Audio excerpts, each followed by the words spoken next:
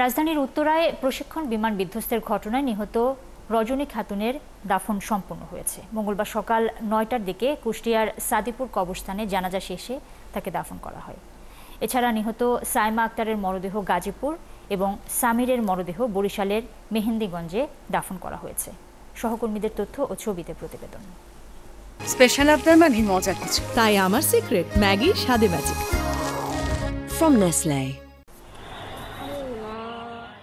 প্রতিদিনের মতোই সোমবার দুপুরে স্কুল শেষে মেয়েকে আনতে গিয়েছিলেন রজনী খাতুন। এ সময় হঠাৎ একটি প্রশিক্ষণ বিমান নিয়ন্ত্রণ হারিয়ে মাইলস্টোন স্কুলের ভবনে আছড়ে পড়ে। বিমানের ধ্বংসাবশেষের নিচে চাপা পড়ে গুরুতর আহত হন রজনী। পরে হাসপাতালে নেওয়া হলে চিকিৎসক তাকে মৃত ঘোষণা করেন। স্বামী জহিরুল ইসলামের সঙ্গে বসবাস করতেন রাজধানীর উত্তরা এলাকায়। তাদের একমাত্র মেয়ে ঝুমঝুম খাতুন মাইলস্টোন স্কুলে ৫ম শ্রেণীতে পড়াশোনা করছে।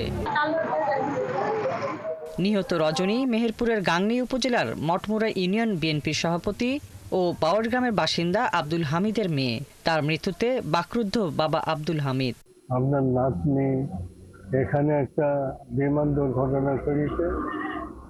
এই বিমান দুর্ঘটনায় আপনার নাতনি তাকে পাওয়া গিয়েছে, কিন্তু আপনার মেয়ে খোঁজ পাওয়া যায়নি।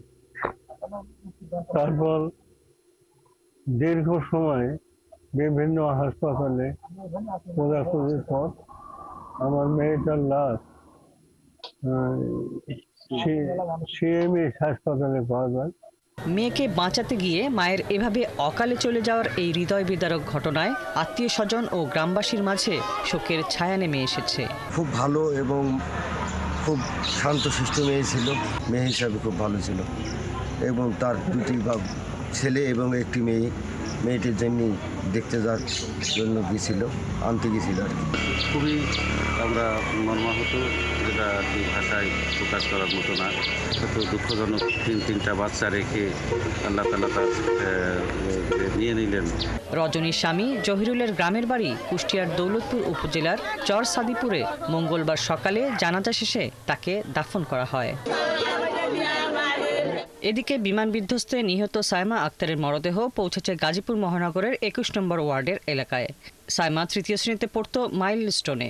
সোমবারের দুর্ঘটনার পর নিখোঁজ হন সাইমা। সারাদিন খোঁজাখুঁজির পর তার মরদেহ পাওয়া যায় সম্মিলিত সামরিক হাসপাতালে। সাইমা কি সাদা ক্লিপ পরছিল?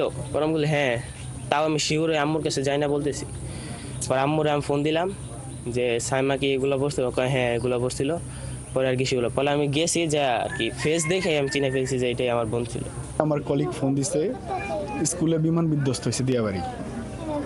সাথে সাথে আমার এক বন্ধুরে ফোন দিছি, তার ছেলে 80% দইলসে গেছে। এদিকে দুর্ঘটনায় নিহত শিক্ষার্থী সামিরের মরদেহ জানাজা শেষে বরিশালের মেহেন্দিগঞ্জে দাফন করা হয়েছে। চাঁদপুর ইউনিয়নের বীর মুক্তিযোদ্ধা মোস্তফা কামাল বিদ্যালয় মাঠে এই জানাজা অনুষ্ঠিত হয়। এর আগে সকালে সামিরের মৃতদেহ মেহেন্দিগঞ্জে পৌঁছে। হাসিবা আলী বর্ণা, ৭১।